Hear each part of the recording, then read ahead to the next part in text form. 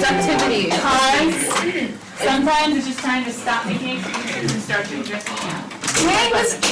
Okay, here we go. Emphasis on the stop making it. 2, 9, -2, and D is... No, 1. 1.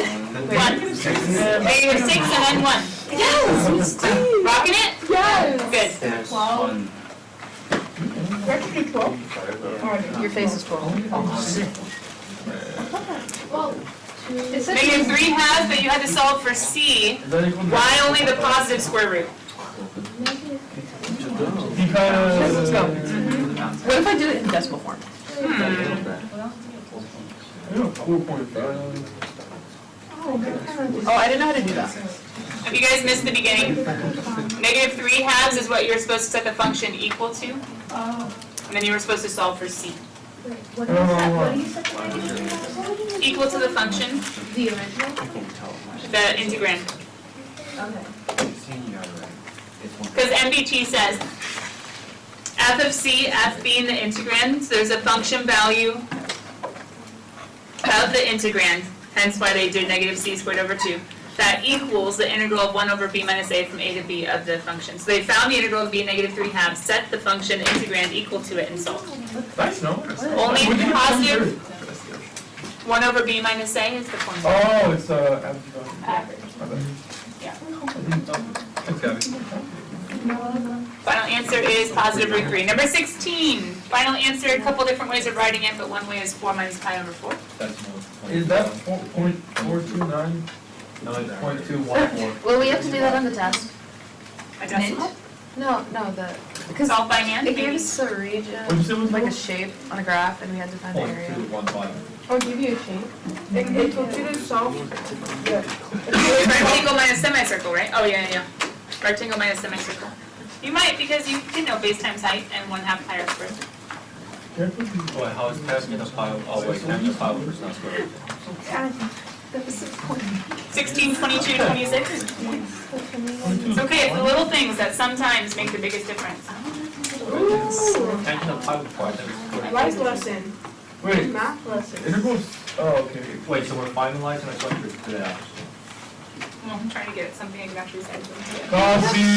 Miss D, how artistic are you? Maybe you can come up with something. What? Like, can you come up with something? Because we kind of all suck at giving ideas. Debatable. Cosby is not amazing. Get rid of that. Cosby is the best.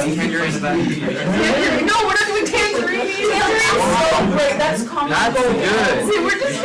That's so good. What you do is make that like sweatshirt. That way when they come kids like You Brendan's? What's that? We should just do some problem that we like solve correctly and then say no animals were killed when making up this problem. That's really good. That seems a little violent. Would be harmed though, right? Isn't that what No animals were harmed. we should make the wrong Don't say no answer. sacrifice should make that wrong. And say many Just get a bunch of dead puppy eyebrows and then before you run clean puppy and say you learn from your mistakes.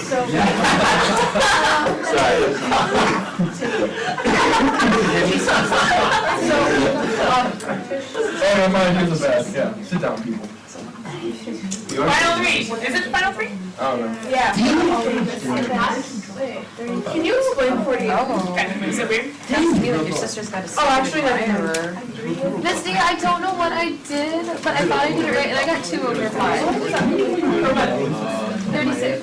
But did you do 1 over b minus a? Yeah. Yes, and then I got What are you doing? 3 over 5, and then I did everything. We're bad at shake, and that's just in general, and not judging anyone. Did you think? Wait, did you? How do you? Let's talk it through because secant's never easy for anyone. What is secant? 1 over cosine. Yeah. It's 2, not 1. So if we're doing 1 over cosine of pi over 3, pi over 3 is a 60 degree. Cosine of 60 degree is 1/2. Yes, so then it's 2. Secant of 0 is 1 over cosine of 0. What's cosine of 0? Oh, I know it. So 2 minus 1 is 1, and 1 times 3 over pi, which is the reciprocal of pi over 3, is 3 over pi. I accidentally added 2 plus 3 instead of multiplying 2 times. As they're finishing checking, any questions on evens or odds? Katrina. Number 7. Number 7. 37? I 47. can do 70. I can do 37. I can do 37. Hands down. Can somebody ask for a problem? Other questions? Carolyn? 41. Thank you. Other questions? No, just. I'll do 47. Okay, pause, hands down. If you choose to take a problem, I need to see what the question was, what the solution is, and if there's any explanation needed, and then I will go ahead and follow up with whatever else needs to be answered. My 3 questions need to fit on that front board where everyone can see them, so you're gonna have to spread out and someone's gonna have to awkwardly be over the table. So, hands down. You can't see it. Raise your hand on 3. Ha Okay, I'll take it, that was clever. Go ahead. Yes. What do you want? 3. Wait, what? Oh, I'll hold 47? Sure. Okay. Oh, that's what you wanted? That was the only thing I could do. Wait, what's the You answer? want 41? No, it's What's the answer? Why'd you take the easy one? I didn't know it was easy one. Okay, hands down. You take the harder one again. When I say 3. 3. Katrina. Dang it! You want 7. You have plenty, Alan. No one gets to lead now. Can I switch with Noah? 'Cause I haven't gone up to the board once. Yeah, switch to Noah. Wait, Gabby you has raise your to go. hand? Yeah. Gabby has to go. Well, no, after Noah. Well, when you said raise your hand up, they were like. Yeah, we were waiting for you to count like a respectful person should. Gabby. Switch to Noah. Switch to Noah. I am Noah. She doesn't have any points. It's not fair. She doesn't have any points. It's not fair. It was clever. It only worked once. It won't work again. This is a power play. You said it would work again. No, I don't give a crap about her grade. I just know what I'm talking about. All right. That's low, that's a low. Just I'm sure Gabby needs points. Yeah. All right, kiddos, let's go ahead and as you're waiting for the homework spirals, keep them open. Let's go and open up notes and have you guys start taking section 6.4 FTC. I think it's a good one. Those of you that ask for those questions, I will make sure that they are unexplained and just letting them get the questions and the solutions on the board. But we are getting FTC up on the board, but just get it so you guys can actually see.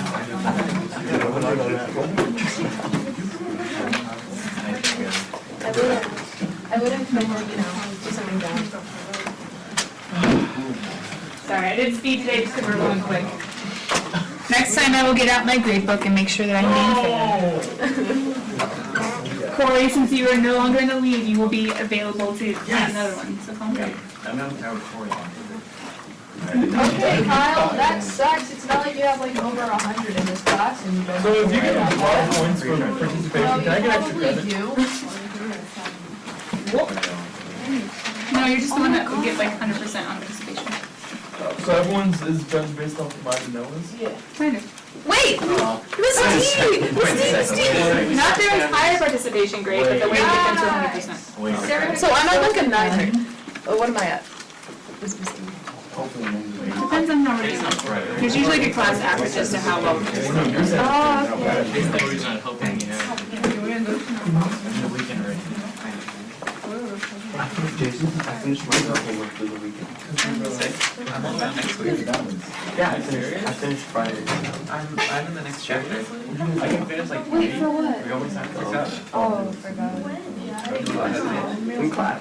Oh, Gabby, to be honest, you and Ellen were tied. Wait, what? How? I Oh, don't. but you weren't going for Ellen's, you were going for Noah's. Yeah. So we finished the in-class now. What's my participation rate, Miss T? Okay, yeah. Yeah. 14 ever. Sorry, Miss T. My bad. I don't mind the discussion if we're not supposed to be focused and we're still getting stuff done.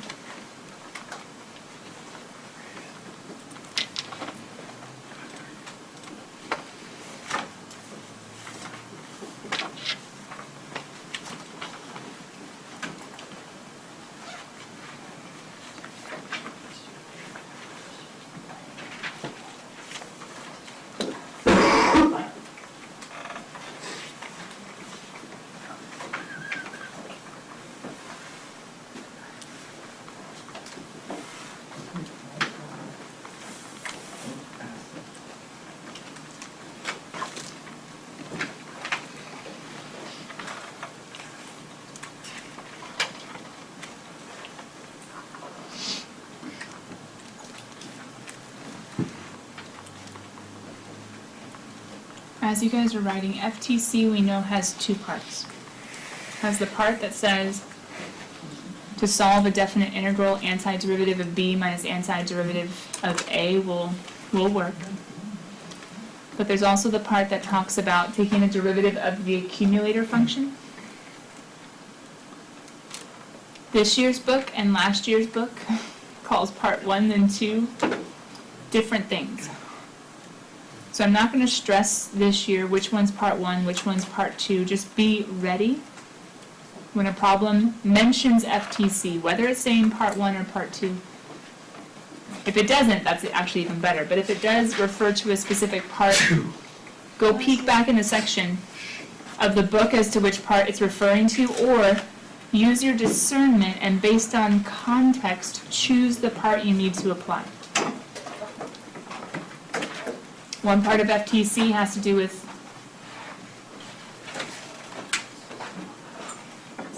an antiderivative, and another part has to do with the derivative of an integral.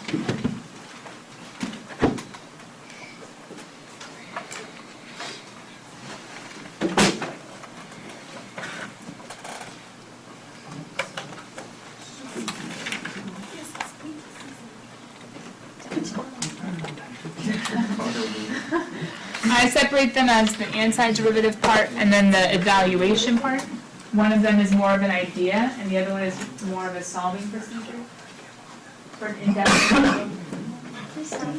But once again, use your discernment, use the context as to which part to use, even though the numbers might be different than last year. Yeah. I'm sorry if this is a dumb question. What's the difference between FTC part 1 and part 2? Like, which one is, like, what is each? Well, you'll see each one. This one is the one talking about the derivative of the accumulator. So what separates, is that what separates them? Well, no, this is one part. This is all one, talking about the antiderivative.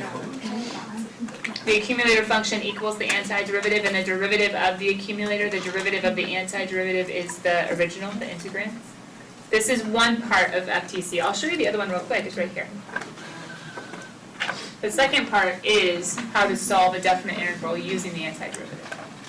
Oh, okay.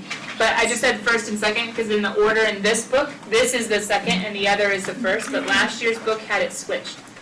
So we looked at the evaluation first, and then we looked at the derivative, the antiderivative idea second. So I don't want you guys to get stuck on what is part 1, what is part 2. But more just understand there are two parts to FTC. Based on the context, what do I need to use? Do I need to use the idea, or do I need to just evaluate? And both uses the idea,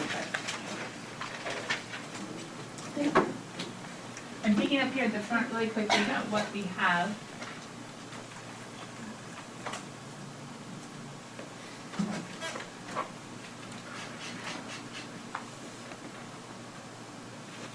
Wow, these are 3 very different problems, huh?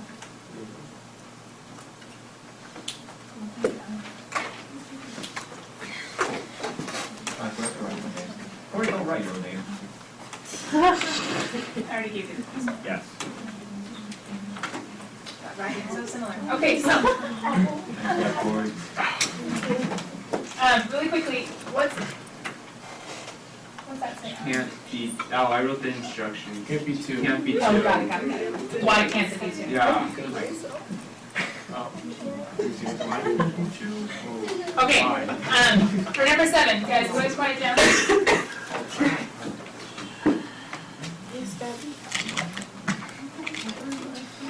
Okay, number 7 is asking why the integral, which is the area under this curve, can't be 2. What Alan did is he found the derivative, looking for critical numbers in order to think about the minimum and the maximum, because we can figure out the bounds of the area symbolized by an integral using the min or max of the function, the highest height and the lowest height of the function on the interval. Long story short, when you tried to find critical numbers, 0 would have been 1, and then cosine is 0 at pi over 2. And so he went ahead and set equal to pi over 2 and 3 pi over 2, so at those square roots, but I believe both of those are bigger than 1, is that right?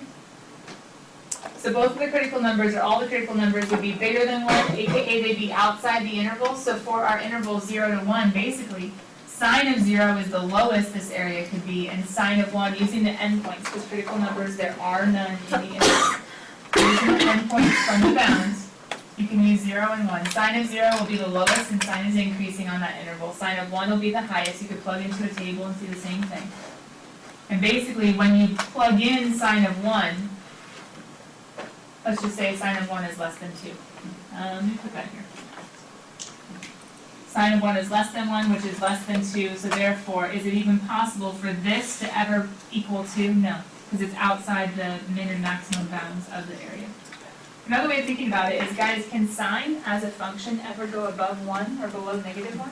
No. Nah. Oh, so you could have almost even just used the nature of sine itself and be like, well, because I know that sine is bound by 1 and negative 1, no, it can never be 2 no matter what. 41, Katrina's. They gave us a rate. They gave us a volume, I should say. They gave us a volume that was released at a rate, and another volume released at a rate, finding the average rate in between. She went ahead and, did it not give us time? Like, for amounts of time that it was released at? No, No. you have to find that. That's the, yeah. You can find the total time. Oh, because it was constant, it was constantly released? Okay. So since there was a constant release of 10, basically she's trying to figure out how much time was this distributed over in order to be able to find the average value of the rate. So then she was able to say, okay, how long did it take to release the 1,000 at this rate, which ended up being 100 minutes? How long did it take to release 1,000 at this rate? Only 50 minutes. So then the total time for the entire model was 150.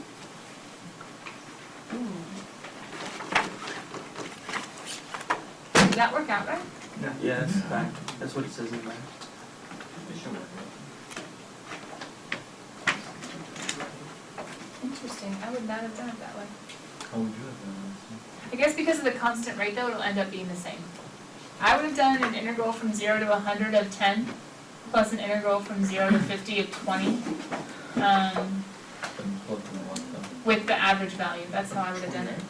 But I'm used to rates not being constant, so since the rates were constant, then you didn't have to worry about the integration. But to be honest, if the rates had been varying, this would have been wrong. I mean, they didn't give you an interval. No, but you found your interval, because it's the first 100 minutes and then the next 50 minutes. But you can't say that if the rate. So you could have done 0 to 100, and then you could have done,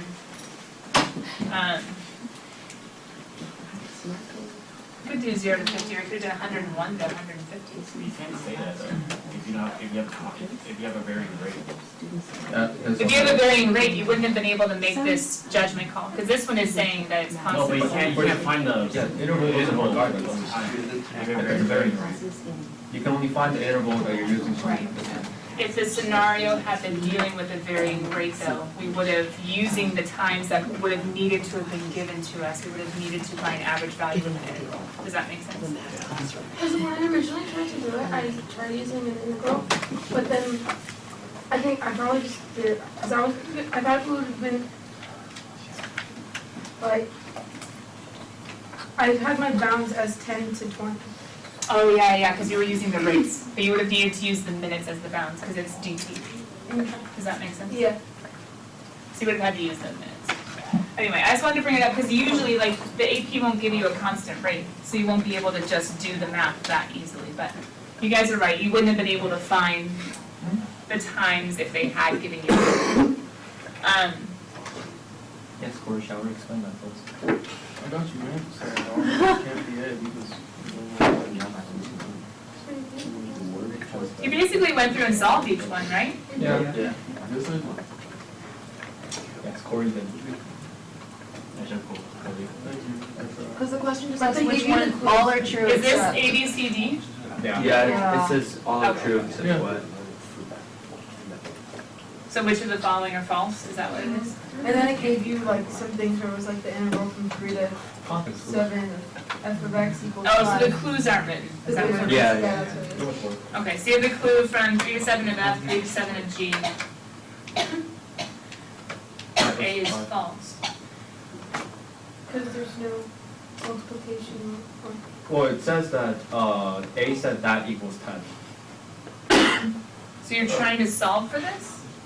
No, No, it it gave you some clues, and then it said which one of these is false, and then it gave you integrals with an answer.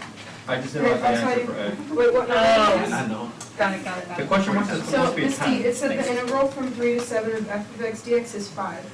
So that's like that one, and then the integral from 3 to 7 of g of x dx is 3. And then it says all is true but. Got it. So according to our integration, sorry, that's a 10 in the problem. Okay. According to our integration properties, we can split up addition, we can pull out a constant multiple, we can split up subtraction, we can flip our bounds if we need to and make it negative and do subtraction. What we cannot do, there is no integration rule for multiplication, so that's why they were saying A is false, because there is no way of separating integrals that have been multiplied. So We then basically would need like a rule, like integration by parts that we haven't done yet. oh wait, does it say that the answer, like, does it automatically say that f of x times g of x equals 10? Because it takes this one, which is 5, Yeah. is But it 15? does it give it to you? Why would it be 10? Because I think they're trying to trick you into saying, other one I you think split it up and say 5 times 2. You mean 5 times 3? 5 times 2. So is this one supposed to be 6 or 7? No, Wait, was G, What number is this? wait, was 3 to 7 G? it was 47, it was, Should be 15. it's 3, yeah, it should be 15. Should be 15. Never mind. Okay, good thing Corey did the problem. I know. Anyway, long story short, you can't say that because the multiplication property is not a thing. Anyway, so we got through 7 and 41 and 47 eventually. You guys ready for notes? Are we okay? Yeah. Section 6.4,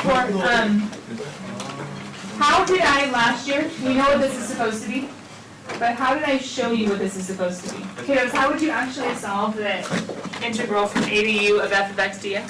Plug in Plug in the the u. u. and then Plug in the u to who? you prime. F of To x. f. So f of u. F of u times u prime. What kind of f? Capital. There you go. So capital F of u minus capital F of a, right? Yeah. But then if I want to find g prime, which is the same thing as the derivative from a to u of f of x dx, I would take the derivative of capital F of u and capital F of a, which would be little f of u times minus 0. Hence how we have our second variation, which I think we added to our forever card last year already. Because the AP rarely just puts an X, usually it puts a U whenever you're dealing with these ones. But yeah, that is FTC. Last year it was part 2, this year is part 1, whatever is FTC. Are we okay on that? Why is it minus 0? Oh, because F of A is a constant. Okay. F of A is a constant. F of U would be a variable expression, hence why we have a derivative, but F of A, antiderivative of A would be a constant. Okay, so. You prime? 4 is an easy one, right? Nope. Does it matter that it's negative 2? Nope. Nope. So what would be dy dx of the first example? Square root of 1 plus 1 to the 5x plus.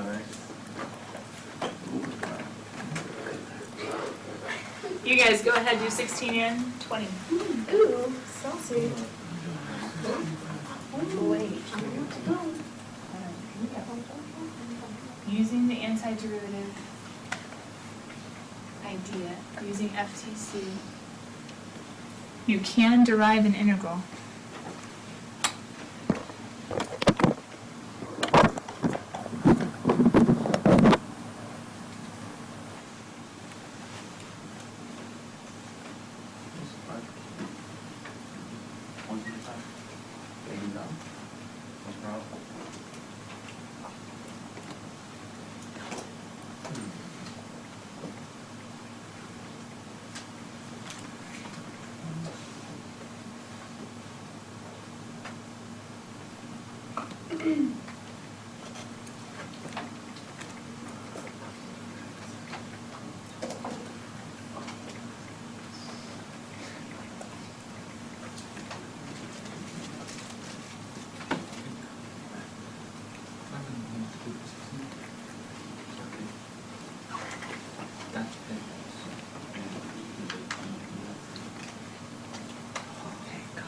What are you guys doing for 16? So So you swap make it it negative, so and that then- it's You just. So Then what? then you just plug in. So we're gonna put the T plug So it'd in. be 25 x squared x to the 4th minus 10 x squared plus 9. X to the fourth, x to the fourth. One 25.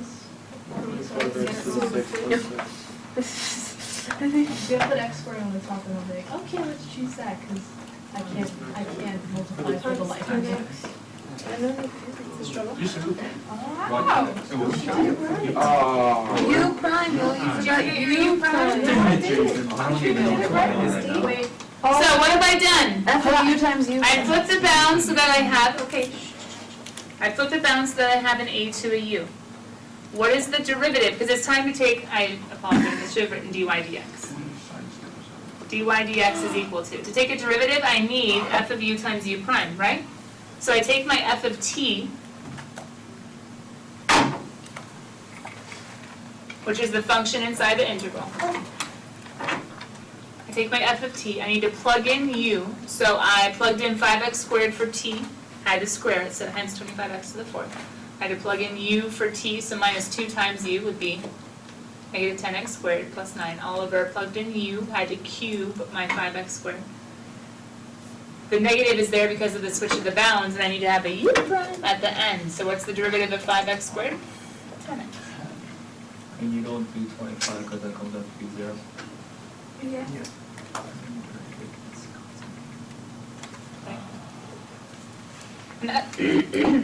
That's what we showed on this page at the bottom.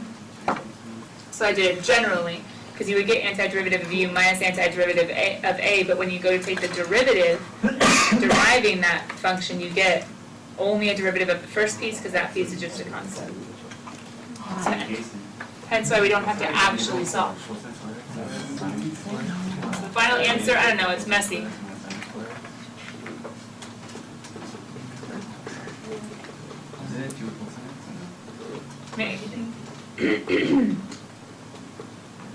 I guess we could try to simplify further, but I think that's probably sufficient.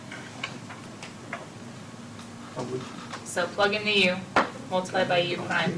But we did have to switch the bounds in order to make it legal for us to solve. I mean, you. Now, kiddos, hold on. Could we have actually worked with it as is from u to a? Because then you would have had antiderivative of a if you had thought about it that way. You would have had antiderivative of 25 minus antiderivative of 5x squared. You would have gone to take the derivative of that, which would have been 0 minus little f of 5x squared times u prime. So that's ultimately why we're doing what we're doing. We're taking the original, which was our f of t.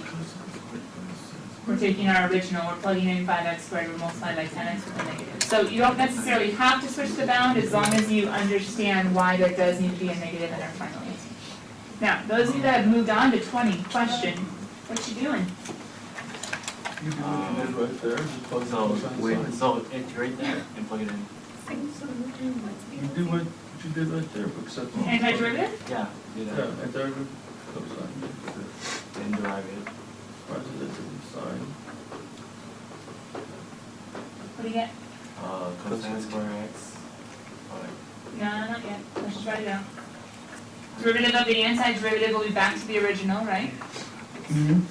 Times u prime would be negative sign. Plus derivative of the antiderivative back to the original of sine. Times u prime would be cosine, right? And so how do I actually do that? Wait a minute, where's my minus? I have no idea. What was the answer? Minus, right?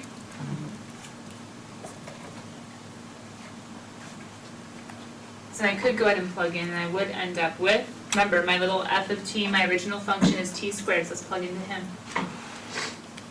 So I end up with dy dx is equal to cosine squared of x times negative sine, so just put a negative. minus sine squared of x times cosine. Is that simplifying? Oh, it's always you take a sine You can cosine figure out the out. sine and cosine. Yeah, you can pull out a sine and cosine, you can pull out a negative. You would end up with Plus, I guess you could change him to half of a double angle, but we'll just leave it at that. Now, there is another way that you could have gone about doing this problem if you hadn't thought of how you could write out the notation. Because ultimately, if you're deriving, you don't need to really worry about the antiderivative, because when you derive, you go back to the original again anyway. But if you didn't like that notation, the other way that you could have done it is that you could have gone from, basically, sine of x to some arbitrary constant, doesn't even matter which.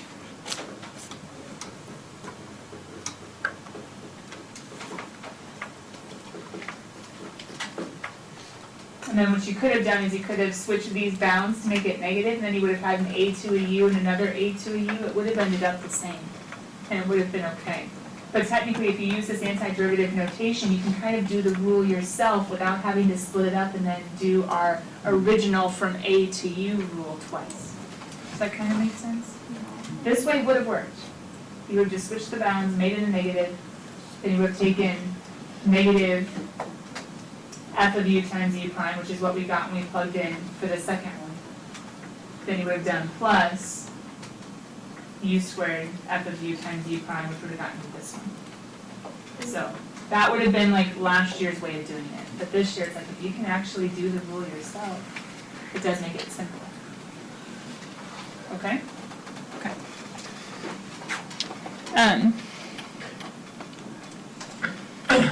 Question. What are they asking? To do 1 over. They've given us the derivative, and they've given us an original function. We have to write C. So where's the original function? F plus C, so integrate, then you can't integrate. I'm just confused, where's the original function? The original function's not there, that's what you have to fill in. Okay. So they've given you the derivative, they've given you the result, they've given you the f of u times u prime? Okay, we don't,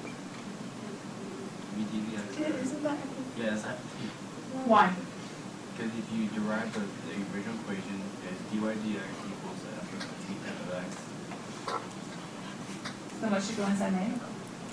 Cosine squared of 5x. right, shouldn't it be cosine squared t? It should be a t, that's true. That's from We're going from a to x. 5.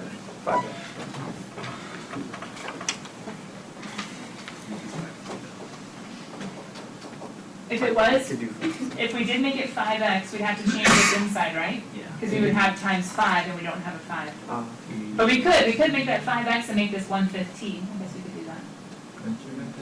No. You have to be a 1/5 on the outside, so that means multiply by 5. So we could just throw that in the inside, I suppose. But what's going on with all the extra stuff? you have to find the So why'd you have a plus C right now? Because that's the basic Oh, idea. that's what It I helps you was solve for C, so when you find the total original.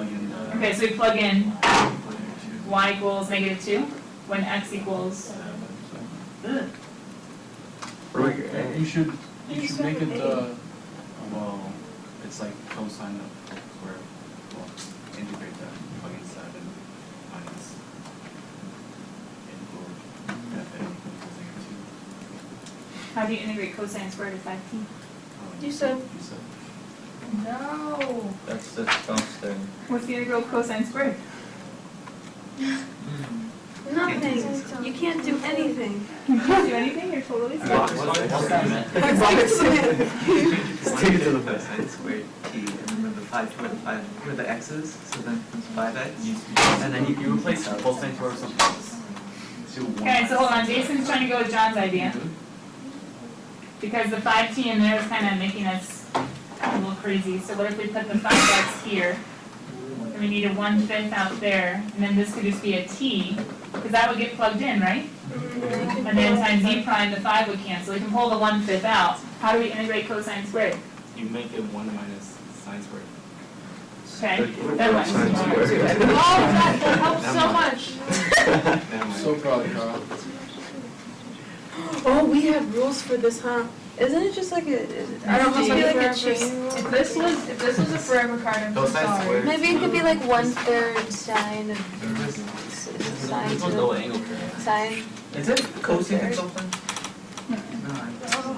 You can make cosine squared 1 over secant squared, but I'm not sure if that's These gonna be are super numbers. great. You put a square on the outside. Katrina's looking up, looking them up. There are rules, but we didn't really use them this year. There are something, what you would need for this is basically called power reducing formula that we're gonna see in the next chapter. So we can't do it. I don't have my M They're on the way. That takes a cosine squared and makes it a cosine to a single power with extra stuff. So they're not actually expecting us to anti-derive. It's just You deriving. just change 8 to 7, so when you plug in, like, so it's 7, 7, and Probably going back to the original one, right? This is complicado. So Kelly's idea is, what if we were to make the A into a 7? When we have to flip it then, we want to make it a 7, so let's make it a 7. Well, then when you make Then we y make equals 7 2, seven, plug in 0. 7 and 0, and your c is minus 2. Oh, good job, Kelly. Let's go, Kelly. Because then you can say y is equal to the integral from 7 to x of cosine squared of 5t d t minus. Yeah. Genius.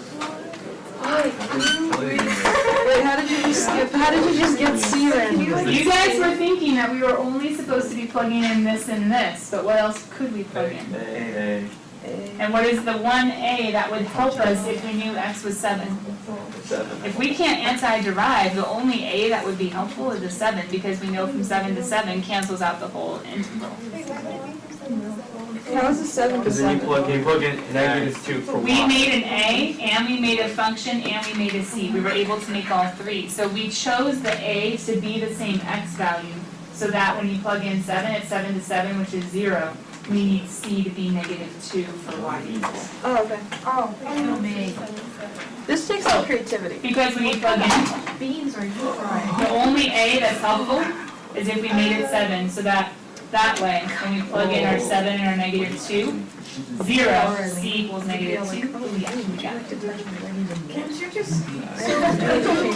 Pause! Have you guys ever seen an AP question where you thought you had to actually do this crazy long process, and in reality, maybe there was a simpler thing they were actually asking for?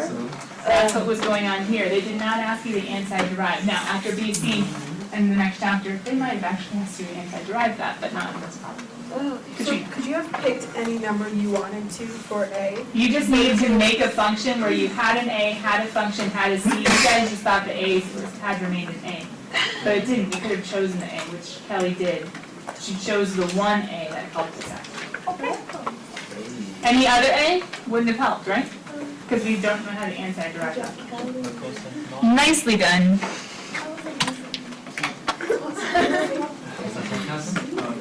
Oh, that's a lot of writing.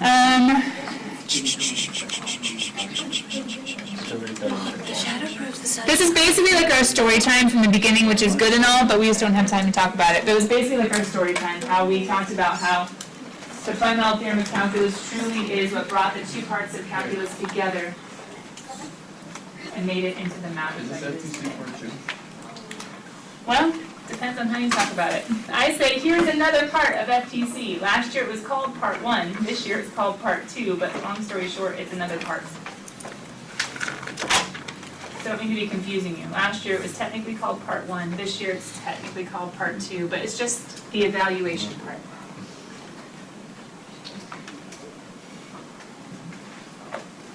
So I'm not necessarily calling them part 1, part 2. And this is what we've been using. You guys knew what it was. Because technically, this is the first time that the book actually introduced it. So we've been kind of cheating on a few problems, but that's okay, because it's using your prior knowledge last year. In order to solve the definite integral from a to b, if we know and if we can find the antiderivative, take it of b minus take it of a. And the examples you see below, easy cheesy stuff, right? But technically, what does this say for the FTC? If a function f is continuous, but what did we write down in our notes a couple days ago? Can we only integrate continuous functions? No. No. But can we use the fundamental theorem of calculus on discontinuous functions? Yes. If you split it up. So no, not as is. Does that make sense? We can't just do antiderivative b minus antiderivative a. We have to split up at the discontinuity. So hence, FTC does not simply apply. We can apply the idea of it after splitting up the bounds, but that's why discontinuous functions, no, we have to think about splitting up after the discontinuities. So kiddos, what's different than last year is that you already have all these rules, and this book just basically kind of says, hey, just think backwards. And that's fine. Nice thing is we wrote down some of these rules last year, so how do we antiderive x to the 3 halves? Add 1, multiply by the reciprocal. No plus c because we have bounds, right?